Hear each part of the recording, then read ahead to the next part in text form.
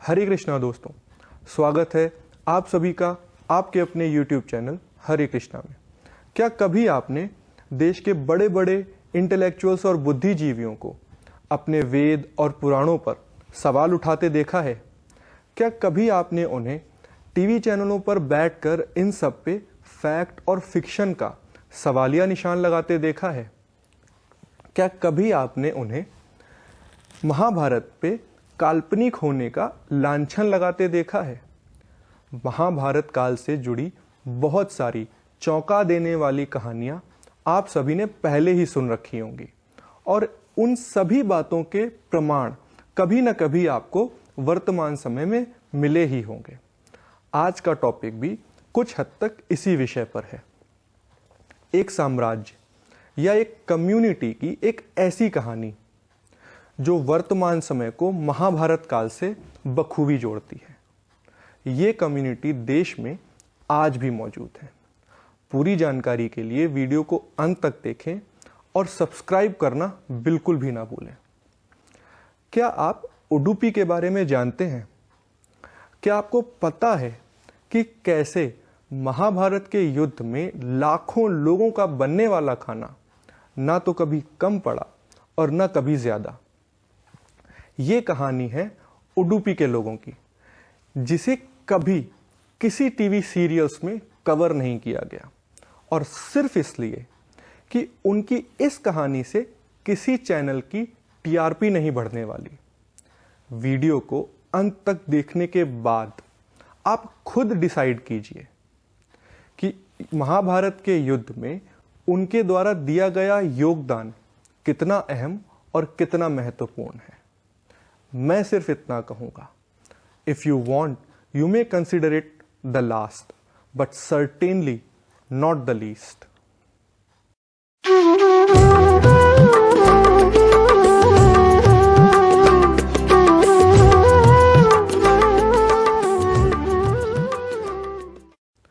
आप में से जो भी लोग देश के दक्षिणी भाग यानी साउथ इंडिया गए होंगे, उन्होंने उडुपी के बारे में अवश्य सुना होगा। यह कर्नाटक राज्य का एक छोटा सा शहर है। इस शहर का रिलीजियस हेरिटेज यानी धार्मिक विरासत इतनी विशाल और भव्य है कि उसे सिर्फ एक वीडियो में बता पाना बहुत मुश्किल है। महाभारत काल में जब यह सुनिश्चित हो गया कि अब इस युद्ध को किसी भी प्रकार से टाला नहीं जा सकता, तब दोनों पक्षों के सेनापति अपनी अपनी सेनाओं की संख्या बढ़ाने में लग गए और इसी कारण से देश भर के अनेकों राजाओं को इस युद्ध में हिस्सा लेने के लिए निमंत्रण भेजे गए। निमंत्रण पाकर बहुत सारे देश के राजा इस महान युद्ध का हिस्सा बनने के लिए कुरुक्षेत्र पहुंचे। उनमें से एक उडुपी के राजा भी अपनी सेना के साथ वहां पहुंचे। वहां पहुंचकर वो ये फैसला नहीं कर पा रहे थे कि युद्ध वो किस तरफ से लड़ें। वो ये जानते थे कि ये युद्ध उनका नहीं है, लेकिन वो ये भी जानते थे कि इस युद्ध में लड़ने के प्रश्न को वे टाल नहीं सकते। और इसी कश्मकश को लिए वो भगवान श्री कृष्ण के पास पहुंचे और अपनी व्यथा बताई। एक और बात जिससे वे राजा बेहद परेशान थे वो ये थी कि कैसे इतनी विशाल सेनाओं की भोजन की व्यवस्था होगी। जब भगवान श्री कृष्ण के पास पहुंचकर उन्होंने अपनी समस्याएं बताईं, तो भगवान श्री कृष्ण बेहद शांत भाव से मुस्कुराते हुए बोले कि आपकी सभी चिंताएं महत्वपूर्ण हैं, लेकिन क्या आपके पास इसका कोई निवारण है? जिस पर राजा ने दोनों पक्षों की सेनाओं के लिए स्वयं भोजन व्यवस्थित करने की इच्छा जाहिर की, जिस पे भगवान श्री कृष्ण ने लाखों सैनिकों के भोजन की देखरेख की जिम्मेदारी उन्हें सौंप दी। युद्ध के दौरान उडुपी के राजा इतने बेहतरीन ढंग से ये भोजन की व्यवस्था कर रहे थे कि दिन के अंत में अनाज का एक दाना भी व्यर्थ नहीं होता था। जितने सैनिकों की आज के दिन मृत्यु हो जाती थी, उतना ही खाना कल के बनाए हुए खाने से कम बनाया जाता था। अब किसी को समझ में ये नहीं आ रहा था कि किस तरीके से राजा इतनी कुशलता पूर्वक ये सारा इंतजाम कर रहे हैं। राजा इतने अच्छे ढंग से ये व्यवस्था कर रहे थे मानो वे स्वयं युद्ध क्षेत्र में उपस्थित हों। एक तरफ सभी आश्चर्यचकित में थे कि कैसे राजा को ये पता चल जाता है कि प्रत्येक दिन के अंत में कितने सैनिकों की मृत्यु होगी, कितने सैनिक वीर गति को प्राप्त होंगे, और दूसरी तरफ संपूर्ण युद्ध में राजा इसी कुशलता के साथ भोजन की सभी के लिए व्यवस्था करते रहे। युद्ध के अंत में जब युधिष्ठिर ने राजा से पूछा कि किस प्रकार उन्होंने इतना अच्छा इंतजाम भोजन का किया, तो राजा ने बड़े सरल भाव से कहा कि जो भी इंतजाम था वो सिर्फ और सिर्फ भगवान श्री कृष्ण की महिमा के कारण ही संभव हो पाया।